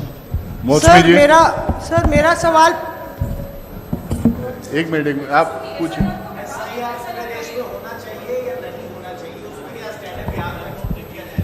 भैया, जैसे SIR ये करा रहे हैं, ये तो मजाक है ना अपने आप में। ये तो वोट काटो की योजना है कि हमें टारगेट करके वोट काटना। ये SIR थोड़ी है। 1 महीने के अंदर आप पूरा प्रमाण पत्र मांग रहे हैं, बाढ़ प्रभावित क्षेत्रों की भौगोलिक स्थितियों को नजरअंदाज कर रहे हैं, लोग कैसे अपने सर्टिफिकेट्स देंगे, कैसे अपने कागज देंगे, उसको आप मान नहीं रहे हैं, आधार आप मान नहीं। ये तो वोट काटो योजना है ना, ये SIR कहाँ है? इसलिए हम इसका पूरी तरीके से विरोध करते हैं। ये इस प्रकार से SIR तो कतई चल ही नहीं सकता है।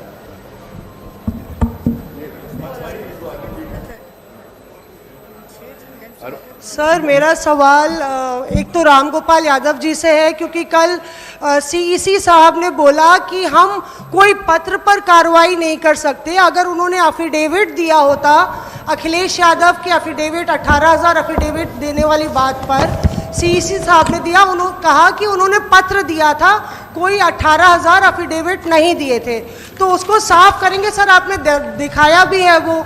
तो ये इलेक्शन कमीशन अगर कहता है कि नहीं दिए थे, रसीदें सबकी हैं, इलेक्शन कमीशन गलत बोलता है। और एक केवल 18,000 एफिडेविट ही नहीं दिए, मैनपुरी के वक्त भी शिकायतें दी और कुनरकी का पूरा सबूत दिया कि किस तरह से जाति के आधार पर BLOs को हटाया गया। सब कुछ, किसी के खिलाफ कोई कार्रवाई नहीं की। What ever election commission has said yesterday is absolutely wrong. Sir दूसरा सवाल, आज तक लगातार ग्राउंड जीरो पर पड़ताल कर रहा है। हम लोग ने SIR पे लगातार सीरीज की हैं और जो ज़िला प्रशासन है वो कह रहा है कि ये रिपोर्टें सारी भ्रामक हैं, मिसलीडिंग हैं और झूठ है। किस तरह से आप लोग इस पर रिएक्ट करते हैं? देखिए, हम बार बार कहते हैं कि चुनाव आयोग ने आज जो अपनी संवैधानिक कर्तव्य है कि ये जो गंभीर मामले जो विपक्षी दलों ने, विभिन्न मीडिया के साथियों ने उठाया, उस पर जांच होनी चाहिए। वे जांच से इतना कतराते क्यों हैं? जांच से क्यों इतना भागते हैं? आखिर हम अपने हक के नहीं, हम जनादेश के हक में, जनता के हक में, लोकतंत्र के हक में हम अपनी बात उठा रहे हैं। आपका भी जो चैनल है वो कोई राजनीतिक चैनल तो नहीं है।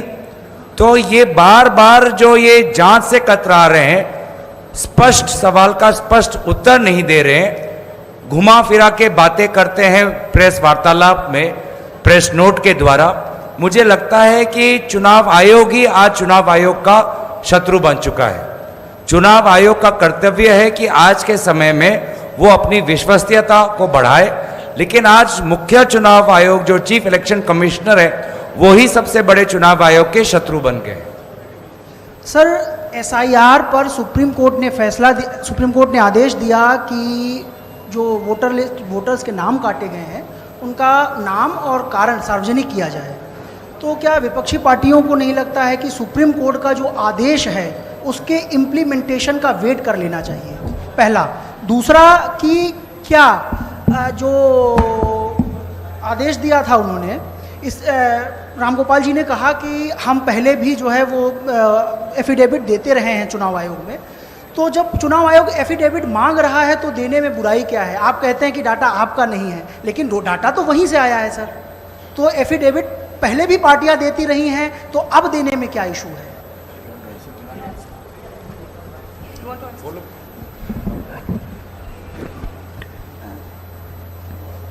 Sir, coming to your question, I'm going to answer it in English if that's okay. You're saying that the Election Commission has uploaded 65 lakh voter lists with the reason that we should wait for it. May I remind you that the Election Commission at every step of the way on affidavit said they had no statutory duty or obligation to do this. They opposed it. It is only because we went to court. I went to court, Mr. Jha went to court, and a few others went to court. It is only on the direction of the Supreme Court that they are today having to publish this, much against their will.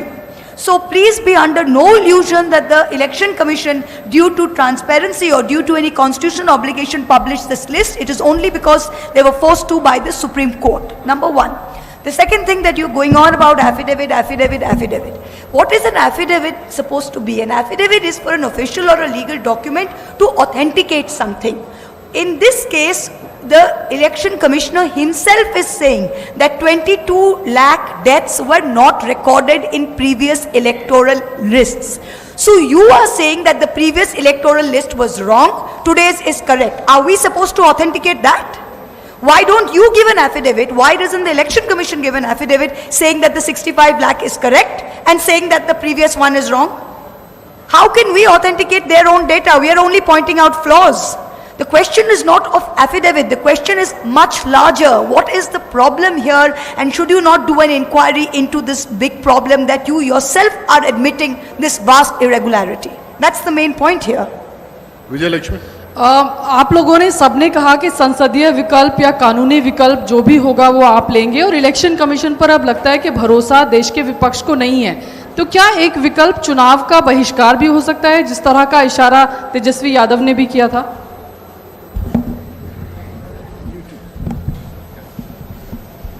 देखिए, उस अतिरेक तक मत ले जाइए। जो हमने बातें की थी, जो तेजस्वी जी ने कहा, उसका संदर्भ ये था कि हम पहले चुनाव आयोग गए, वहां अहंकार देखा, हठ धर्मिता देखी, वहां डायलॉग सुने, अंग्रेजी में दो शब्द है एक ही क्रिया के। सुनना के लिए अंग्रेजी में एक शब्द है हियरिंग और दूसरा शब्द है listening. And all of us here know the difference between hearing and listening. ये मुख्य चुनाव आयुक्त महोदय he heard us out, he did not listen to us. हम अभी भी चाहेंगे कि हमारे चुनाव आयोग की परिपाटी जो सुकुमार सेन रख के गए थे उस परिपाटी का पालन हो। हमारे चुनाव आयोग को ये बोलना ना पड़े कि हम पक्ष विपक्ष के नहीं हैं, सबको समकक्ष मानते हैं, ये उनके व्यवहार में दिखे। और जब कोई राजनीतिक दल या ये तमाम दल चुनाव का बहिष्कार करने की कोई भी फैसला करेंगे वो जनता के साथ होगा। हम जनता के नुमाइंदे हैं।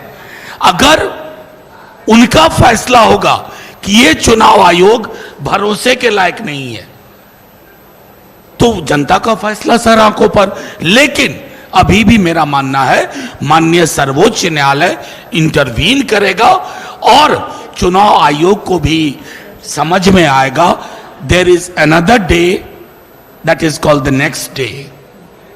और उस दिन के लिए अपनी छवि प्रबंधन, छवि को बेहतर बनाए, वो उम्मीद रहेगी। So this is Travesti from The Wire. This is about the Bihar SIR.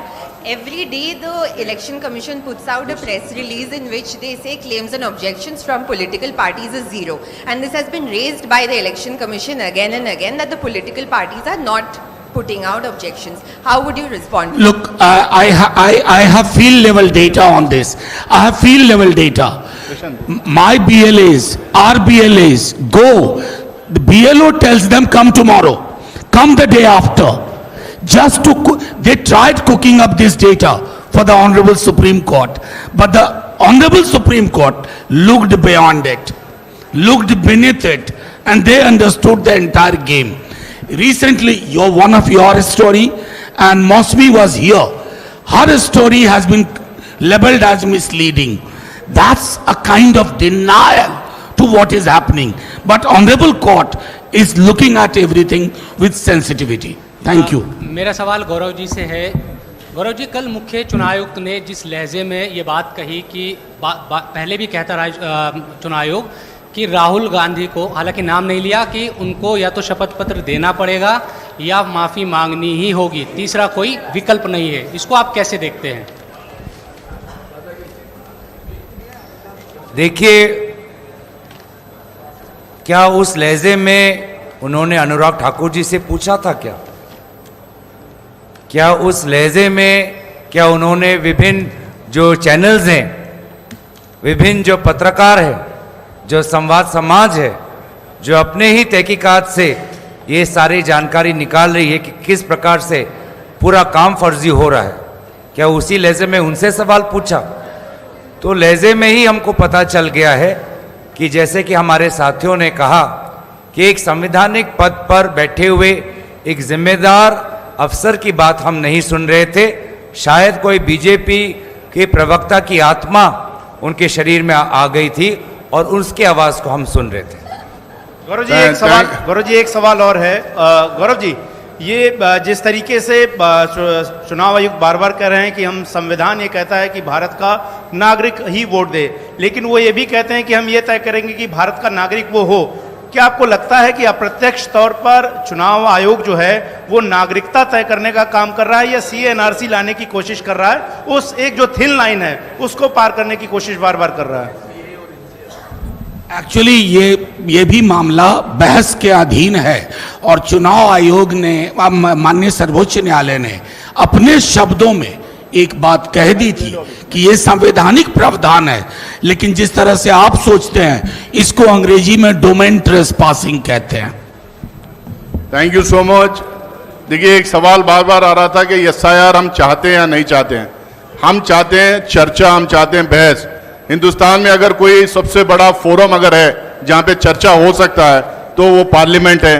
तमाम अपोजिशन पार्टीज लगातार ये पूरे सेशन में चर्चा की मांग कर रहे हैं। वहां पे तय होगा कि SIR होना नहीं होना, कौन करेंगे नहीं करेंगे, आगे क्या होना चाहिए, सब वहां चर्चा होती है। तो हमारी मांग है कि SIR के ऊपर ये विस्तार से चर्चा दोनों हाउसेस में होना और वहां पे बहस के बाद डिसीजन होगा क्या होना नहीं होना। और जहां तक सीईसी के डराने धमकाने की बात है, हम वोट के अधिकार की मांग कर रहे हैं, उसकी रक्षा के लिए किसी भी हद तक जा सकते हैं। बहुत बहुत धन्यवाद।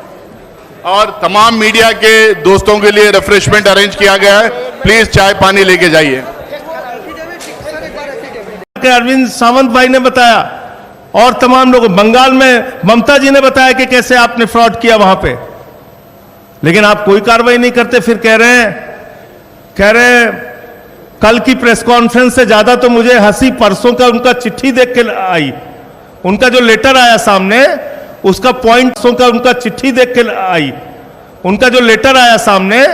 उसका पॉइंट नंबर 7 में पढ़ रहा था। कहने लगे साहब गड़बड़ी हुई है, लेकिन राजनीतिक दलों ने हमें नहीं बताया कि गड़बड़ी हुई है। तो मैंने कहा ये तो वही किस्सा हो गया कि एक बदमाश थानेदार आया एक इलाके में, उस थानेदार ने अपने सिपाहियों के साथ मिलकर इलाके में डकैती डाल दी तो फिर वो थानेदार पकड़ा गया। थानेदार जब पकड़ा गया तो थानेदार ने कहा कि साहब इस इलाके के लोगों ने बताया ही नहीं कि डकैती डालना गलत बात है, चोरी करना गलत बात है। भैया एसआईआर आपने शुरू की, वोटर लिस्ट ठीक करना आपका काम है। 2018 का सुप्रीम कोर्ट का जजमेंट है, वोटर लिस्ट ठीक करना सिर्फ और सिर्फ चुनाव आयोग की जिम्मेदारी है। आप विपक्षी दलों को धमका रहे हैं, कह रहे हैं कि ये संविधान के खिलाफ बोल रहे हैं। हम लोग संविधान बचाने की लड़ाई लड़ रहे हैं। मताधिकार एक ऐसा अधिकार है जो बाबा साहब डॉक्टर भीमराव अंबेडकर जी ने भारत के संविधान में दिया और कहा कि राष्ट्रपति के वोट की गिनती भी एक होगी और गांव में रहने वाले मजदूर के भी वोट की गिनती एक होगी। हम इसकी लड़ाई लड़ रहे हैं, हम इसके लिए काम कर रहे हैं। और ये वोटर लिस्ट की गड़बड़ी जानबूझ के आप कर रहे हैं, इसमें आपने कल अपने आप को एक्सपोज किया पूरे देश के सामने। आप कह रहे हैं महिलाओं की प्राइवेसी भंग हो जाती है। वोटर लिस्ट की जब वोट देने के लिए लाइनें लगी होती हैं महिलाओं की, मैंने तो महुआ जी से कहा कि इस बार जब वोट देने के लिए जाना तो किसी मीडिया वाले को अपनी वीडियो मत बनाने देना, क्योंकि आपकी प्राइवेसी भंग हो जाएगी उससे। भाई बताइए, आप पूरे देश का चुनाव दिखाते हैं, कश्मीर से लेकर कन्याकुमारी तक महिलाएं लाइन में लगी हैं, वो आप दिखाते हैं, उनका इंटरव्यू आप लेते हैं, वो आप दिखाते हैं। 45 दिन तक आपके खुद के नियम में आज भी लिखा हुआ है कि आप सीसीटीवी फुटेज देंगे, तब प्राइवेसी भंग नहीं होगी। तो इसलिए आपने सरासर झूठ बोला, सीना ठोक के कल झूठ बोला। चुनाव आयोग ने कल पूरे देश को यह बताने का काम किया कि वास्तव में उन्होंने भारतीय जनता पार्टी के साथ मिलकर चुनावी घोटाला किया है और चुनाव को प्रभावित करने का काम कई राज्यों में किया है। वही खेल आप बिहार में करने जा रहे हैं। दिल्ली में आपने खुलेआम ये सारा काम किया है। तो मैं सिर्फ इतना कहना चाहता हूं। तो सुन रहे थे आप यहाँ संजय सिंह को, और इनसे पहले पूरा का पूरा विपक्ष जो है वो कॉन्स्टिट्यूशन क्लब में आज प्रेस कॉन्फ्रेंस करते हुए, और केंद्र बिंदु में सेंटर पॉइंट में थे ज्ञानेश कुमार, यानी चुनाव आयोग था। चुनाव आयोग जिस ढंग की यहाँ पर ज्यादतियाँ कर रहा है खासकर विपक्ष के साथ, वो यहाँ उजागर हुआ। और सबसे बड़ी बात कि इस प्रेस कॉन्फ्रेंस में आम आदमी पार्टी के नेता संजय सिंह भी थे। यानी संजय सिंह या आम आदमी पार्टी भले घोषित तौर पर इंडिया गठबंधन से अलग हो, चुनावी राजनीति में भले अलग हो, लेकिन वैचारिक राजनीति में ये साथ साथ नजर आते हैं। और यहां से एक सवाल ये भी आया कि क्या इंपीचमेंट होगा, क्या विपक्ष महाभियोग की तरफ जाएगा, ज्ञानेश कुमार के महाभियोग की तरफ।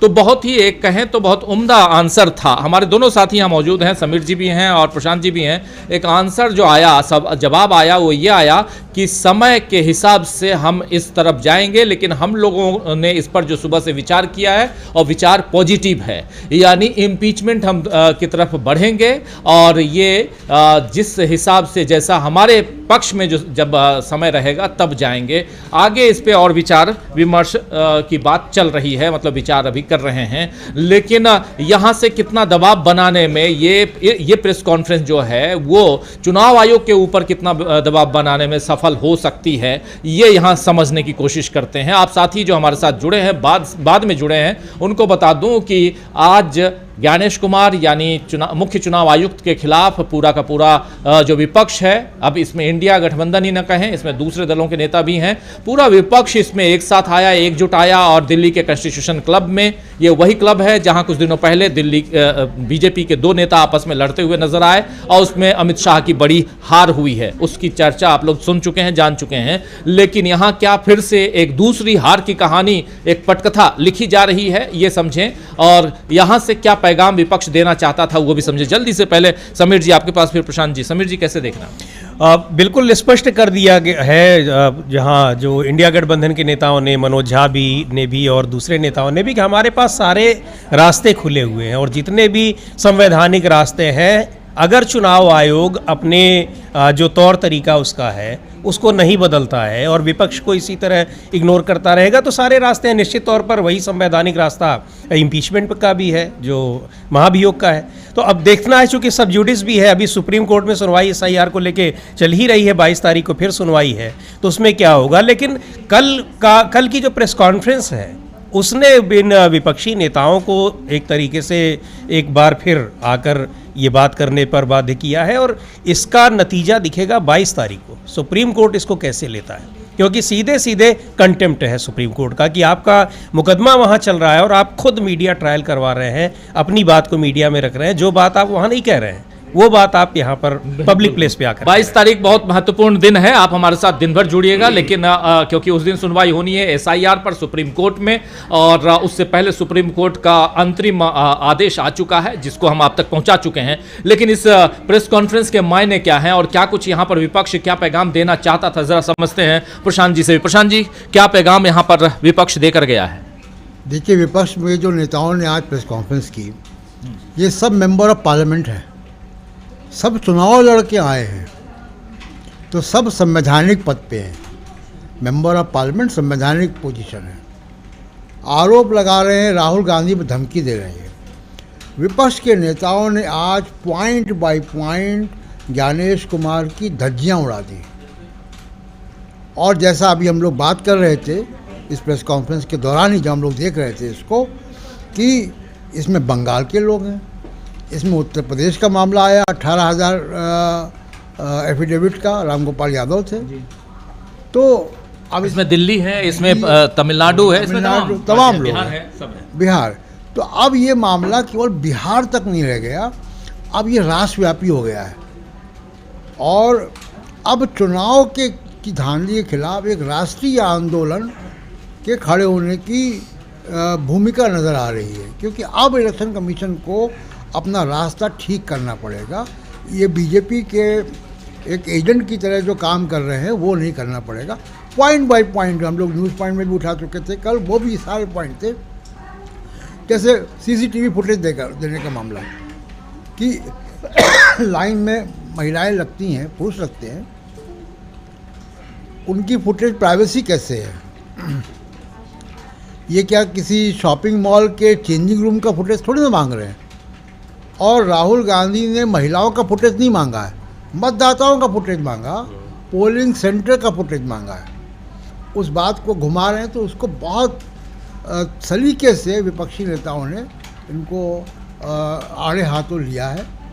और तमाम मुद्दों पर, चाहे वो 65 लाख मतदाता जो हटा दिए गए, जो 22 लाख लोग जिनको मरे बता रहा है, जिनके साथ राहुल गांधी चाय पी रहे हैं, जो सुप्रीम कोर्ट पहुंच गए मरे हुए लोग, तो ये सब बातें आज अब ज्ञानेश कुमार जी का जो प्रेस कॉन्फ्रेंस था कल का, उसकी पॉइंट बाय पॉइंट बखिया उधेड़ दी इन इंडिया गठबंधन के सब नेताओं ने। जी बिल्कुल, इंडिया गठबंधन के तमाम नेता यहाँ मौजूद थे और गौरव गोगोई थे, नेता उप नेता प्रतिपक्ष हैं। ये लोकसभा में राहुल गांधी के बाद इन्हीं का नंबर आता है, वो इसको चेयर कर रहे थे इस पूरी प्रेस कॉन्फ्रेंस को। और उनके अलावा उनके बगल में आपने देखा महुआ मोइत्रा थी, TMC की नेता, राम गोपाल यादव थे, समाजवादी पार्टी के नेता, तृणमूल के समाजवादी पार्टी के नेता, उनके अलावा त्रिची थे जो DMK नेता हैं, और संजय सिंह को आपने देखा, फिर मनोज कुमार झा को देखा, ऐसे तमाम नेता, अरविंद सावंत थे जो उद्धव गुट से हैं, ये तमाम नेता थे और इन लोगों ने जो बातें रखी हैं वो यही कि इस ढंग से मनमानी हम नहीं चलने देंगे चुनाव आयोग की। जो चुनाव आयोग, यहां पर संजय सिंह ने साफ साफ कहा कि आपने 65 लाख लोगों के नाम तो काट दिए लेकिन जोड़े कितने? क्या ये इंटेंसिव रिवीजन जो है ये सिर्फ और सिर्फ नाम काटने के लिए है या जोड़ने के लिए भी है? और 65 लाख लोगों के नाम आपने जो अब डाले उसमें से 22 लाख लोगों को आपने मरा हुआ घोषित कर दिया, लेकिन उसमें से कई जिंदा हैं, जैसे अभी प्रशांत जी भी कह रहे हैं कि वो राहुल गांधी के साथ चाय पी चुके हैं। तो ये पूरी व्यवस्था किस ढंग से खराब है और इसके बाद आप आकर यहां भाषण देते हैं और सीधे हमलावर होते हैं नेता प्रतिपक्ष के ऊपर, राहुल गांधी के ऊपर। जरा जल्दी क्योंकि कार्यक्रम फिर हम लोग इस पर चर्चा करेंगे शाम को, लेकिन जल्दी से समीर जी, क्या ये पूरी जो एक पटकथा चल रही है जिसमें इम्पीचमेंट की बात आई और बहुत महत्वपूर्ण महाभियोग, क्या महाभियोग आप लाने जा रहे हैं? जब पूछा गया तो कहा गया कि सही समय का हम इंतजार करेंगे, संवैधानिक रूप से भी कानूनी रूप से भी, इसको कैसे देखा जाए? और राजीव जी, संविधान में महाभियोग जितने भी जो संवैधानिक पद हैं जिनके लिए है, उसमें सिर्फ और सिर्फ एक आरोप होता है कि आप अपने संवैधानिक दायित्व का निर्वहन करने में विफल रहे। मुख्य चुनाव आयुक्त अपने संवैधानिक दायित्व का निर्वहन करने में पूरी तरह विफल ही नहीं है, वो ये तक बता रहे हैं कि वो संवैधानिक पद पर नहीं है। वो ये बता रहे हैं कि जब कल की प्रेस कॉन्फ्रेंस में कह रहे हैं कि देश की जनता देख रही है। अरे देश की जनता देखती है, राजनीतिक दलों का ये बयान होता है, उनका ये स्टेटमेंट होता है। आप देश की जनता के द्वारा नहीं चुने गए हैं, आप देश की जनता ने जिनको चुना है उन्होंने आपको नियुक्त किया है, आप अपॉइंट किए गए हैं, आप उनके एम्प्लॉयर हैं। तो ये संवैधानिक दायित्वों को वो पूरी तरह से निभाने में विफल हैं। जो एक आरोप होता है इम्पीचमेंट लाने के लिए, उसको पूरा फुलफिल कर रहे हैं। तो इम्पीचमेंट की प्रक्रिया भी अगर उनके खिलाफ लाई जाती है तो कोई बहुत हैरानी की बात नहीं है, लेकिन अभी इम्पीचमेंट के अलावा बहुत सारी चीज़ें हैं। इम्पीचमेंट तो एक अलग चीज़ हो गया। अभी SIR के जरिए जो कुछ उन्होंने कर दिया है, 65 लाख वोटर कार्ड दिए हैं और अभी उसका दूसरा चरण आएगा तो और कितने कट जाएंगे। इसके अलावा कह रहे हैं कि अभी और दूसरा सारे राज्यों में इसी तरीके से SIR करने वाले हैं। तो मुख्य मुद्दा ये है जो आज की प्रेस कॉन्फ्रेंस में लोगों का कहना भी था, सांसदों का, कि यहाँ लोगों का वोट बचाना है, मताधिकार, जो मताधिकार मिला है संविधान में उसको बचाना प्राथमिकता है। ज्ञानेश कुमार किसी की प्राथमिकता नहीं है। ज्ञानेश कुमार ये गलत कर रहे हैं इसलिए उन पर आक्षेप लग रहा है। तो ये सारी चीज़ें, लेकिन इम्पीचमेंट का रास्ता तो खुला ही है। इम्पीचमेंट उनके खिलाफ लाया जाए, इस योग्यता को पूरी भी कर रहे हैं। जी, आप कैसे देखते हैं प्रशांत जी? देखिए, इम्पीचमेंट यानी इनको हटाने की प्रक्रिया की तलवार लटका दी है। अभी तलवार चलाई नहीं है, लेकिन तलवार आज लटका ज़रूर दी है इनके सर के ऊपर, ज्ञानेश कुमार के। दूसरा एक मामला एक और है, राजीव कुमार, और उनके खिलाफ कानून मंत्रालय कर्नाटक सरकार का जांच कर रहा है। जांच करके वो सिफारिश देगा कि किस प्रकार की कानूनी कार्रवाई इनके खिलाफ की जा सकती है। वो भी बड़ा महत्वपूर्ण है, क्योंकि बहुत सारे ऐसे कानूनी प्रावधान हैं जिसमें राज्य अधिकारों को कई अधिकार हैं, पुलिस को अधिकार है चुनावी गड़बड़ियों में हस्तक्षेप करने का। तो और राजीव कुमार के ऊपर कोई प्रोटेक्शन नहीं है, उनके खिलाफ कोई महाभियोग नहीं लाना है। उनके खिलाफ कोई भी पुलिस एक FIR करके उनको गिरफ्तार कर सकती है अगर मामला बनता है तो उनको कोई प्रोटेक्शन नहीं है। जो राहुल गांधी बार बार कहते हैं रिटायर होने के बाद भी आपको याद रखा जाएगा, छोड़ा भी जाएगा। तो इम्पीचमेंट की तलवार लटकी हुई है। और दूसरा जो कर्नाटक में जो जांच चल रही है वो भी बड़ा इम्पॉर्टेंट है।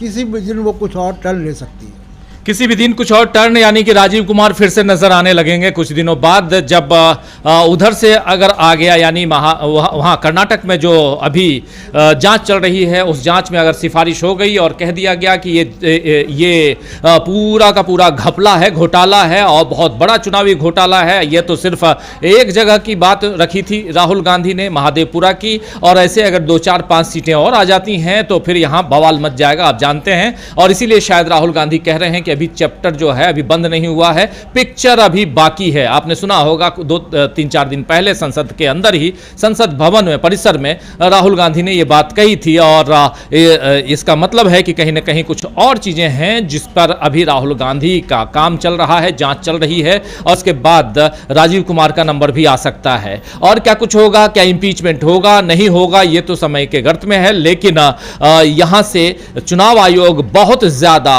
कहें तो एक सवालों के घेरे में इस प्रकार है कि यहां अब चुनाव आयोग के ऊपर तलवार लटकती हुई, चुनाव आयुक्त के ऊपर तलवार लटकती हुई दिखाई देती है। आगे क्या कुछ होता है, पल पल की अपडेट हम आप तक देते रहेंगे, पहुंचाते रहेंगे। इस वक्त हम तीनों साथियों को, यानी प्रशांत जी को और समीर जी को और मुझे दीजिए इजाज़त, और शाम 7 बजे मुलाकात होगी। उससे पहले 5 बजे मुलाकात आपकी होगी हमारी सहयोगी बुशरा खानम के कार्यक्रम नज़र और नज़रिया में, और उसके बाद 7 बजे मेरे कार्यक्रम में ज़रूर मिलिए न्यूज़ पॉइंट में। देखते रहिए DB लाइव। नमस्कार।